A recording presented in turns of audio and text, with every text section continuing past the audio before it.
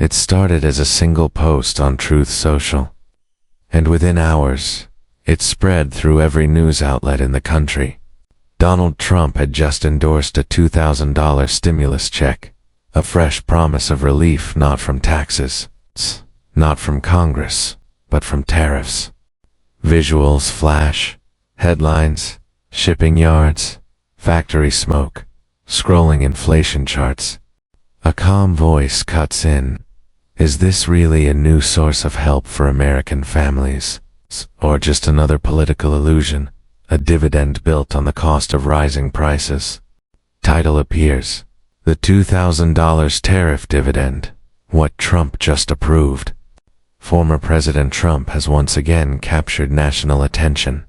In a news statement, he claims that most Americans will soon receive at least $2,000, funded entirely by the money his administration gathered through trade tariffs. The idea sounds simple: use tariff revenue to reward the public. But behind that promise lies a complex legal and economic puzzle. Only days earlier, the Supreme Court heard arguments about Trump's broad use of the International Emergency Economic Powers Act, a law originally meant for crises abroad. Justices questioned whether a president can really wield tariffs this freely. At the same time, inflation numbers have started climbing again.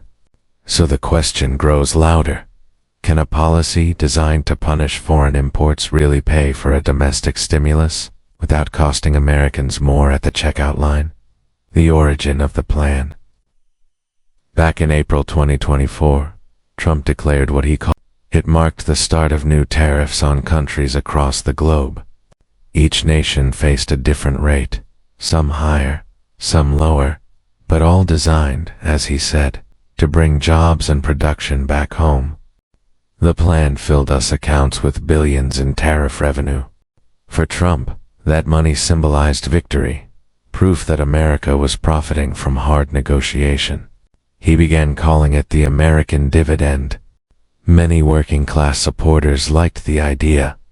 They saw tariffs as patriotic, a way to protect home industries. But not everyone celebrated. Economists warned that those same tariffs would push consumer prices higher, and soon enough, data proved them right. Still, Trump remained confident. On Truth Social, he boasted that tariffs had made the country the richest and most respected in the world. He pointed to record stock markets and strong 401ks. Yet, quietly, grocery receipts and shipping costs kept rising. Inside the proposal, Trump's latest announcement promises at least $2,000 per person, excluding high-income earners. He described it as both a reward for citizens and proof that tariffs work. Depending on revenue, the total could even reach $3,000 per person. But there's a major catch: legality. A president can't simply redirect tariff income into personal payments. Congress would have to approve it through a new bill. Senator Josh Hawley recently floated a similar proposal, but bipartisan support remains uncertain. Another open question: who actually qualifies? Trump hasn't defined what counts as high income. Would it follow the old 2020 model? $75,000 for individuals, $150,000 for couples. And would children be included?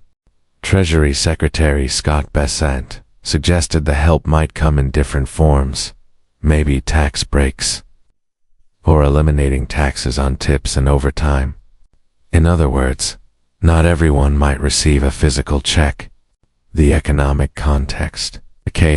To understand this proposal, we have to look back. During the pandemic, 3 rounds of stimulus checks were issued. $1,200 in March 2020, $600 in December 2020, and $1,400 in March. Those payments came from borrowed federal money, not tariffs. Trump's new idea flips that script. Instead of borrowing, he wants to use tariff profits.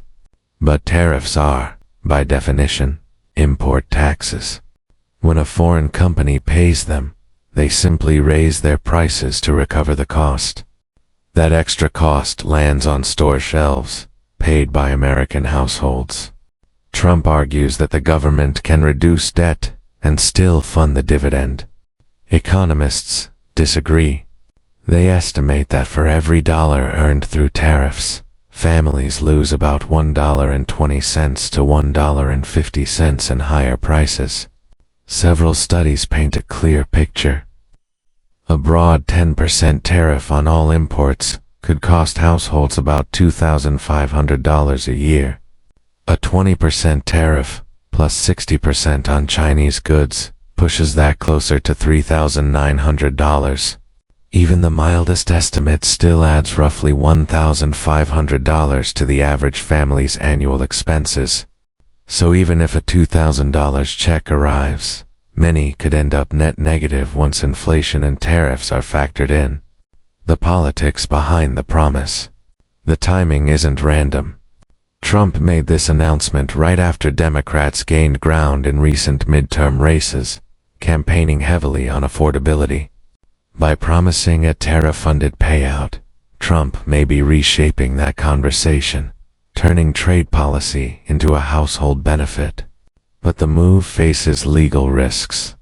The International Emergency Economic Powers Act wasn't designed to fund domestic payouts. If the Supreme Court rules against his tariff authority, the foundation of this plan could disappear overnight. Still, the message resonates with his base.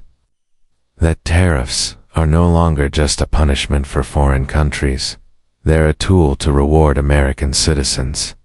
Critics, though, see it differently. They call it campaign theater, a populist gesture aimed at energizing working-class voters ahead of 2025.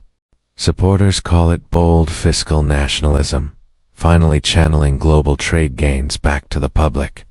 Both sides agree on one thing. It's a powerful headline that stirs emotion and debate. The human angle. For millions of families, the promise of $2,000 feels personal.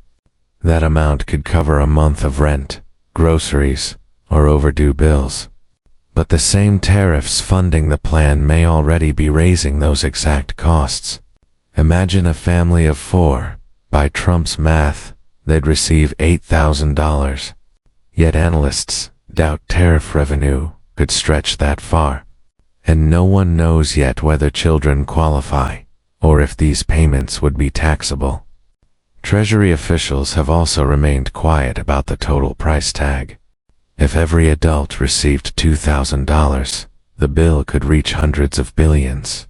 Can tariffs alone sustain that without adding more to the national debt? Then there's the emotional factor. Even before a single check exists, the promise itself has given people hope. It reminds them of 2020, when stimulus payments arrived during the hardest months of their lives. But hope can fade quickly when prices keep climbing. For many Americans, it raises an uncomfortable thought. What if every relief package is just an illusion? Money given with one hand, quietly taken away with the other. Soft piano fades in. The narrator's tone slows, reflective, yet grounded. In 2020, stimulus checks meant survival. In 2025, they've become a symbol of politics, power, and the promise to ease everyday struggle. Trump's new $2,000 tariff dividend is bold and controversial. It could bring short-term relief, or it could simply recycle the cost through higher prices. Everything now depends on 3 forces: Congress, the courts, and the consumer economy. Before the screen fades to black, one question remains. The money comes from tariffs that make everything more expensive. Is it really free? Or is it the costliest form of help we've ever been offered? Subscribe for more clear-cut insights into how policy decisions shape your wallet.